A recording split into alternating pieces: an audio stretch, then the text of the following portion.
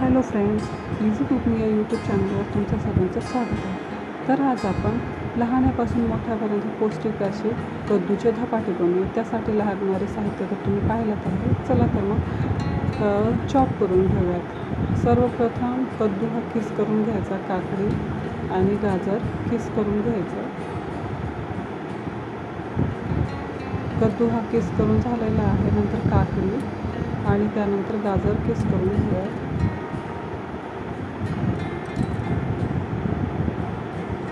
नंतर हिरवी मिरची, लसूण, मीठ, त्यामध्ये 2 चम्मच जिरे,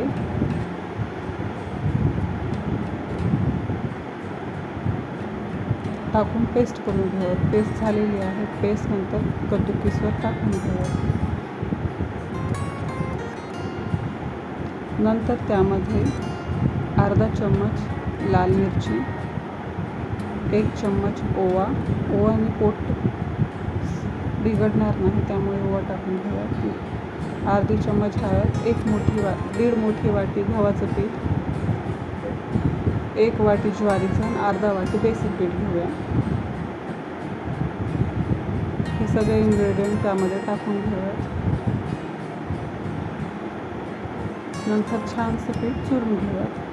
तुम्हाला टाकायचं असेल तर त्याच्यामध्ये अर्धा चम्मच तुम्ही तेल पण टाकू शकता.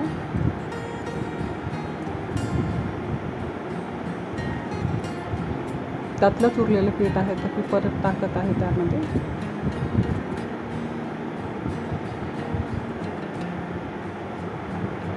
पीठ चुरून तयार झालेले आहे. तर आपण त्याचे धपाटे लाटून घेऊयात.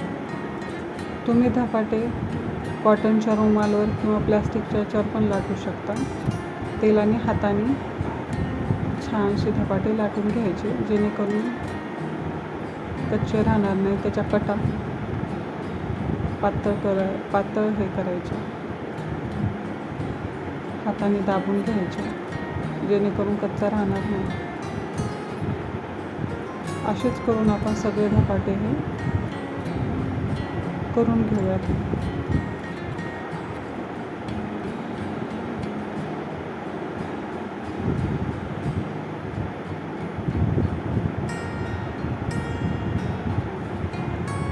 माझं रेसिपी आवडत असेल तर माझ्या चॅनलला लाईक, शेअर, सबस्क्राईब नक्की करा. बेल आयकॉनचे बटन क्लिक करा. इथून पुढे छान छान रेसिपी मी तुमच्यासाठी घेऊन येणार आहे.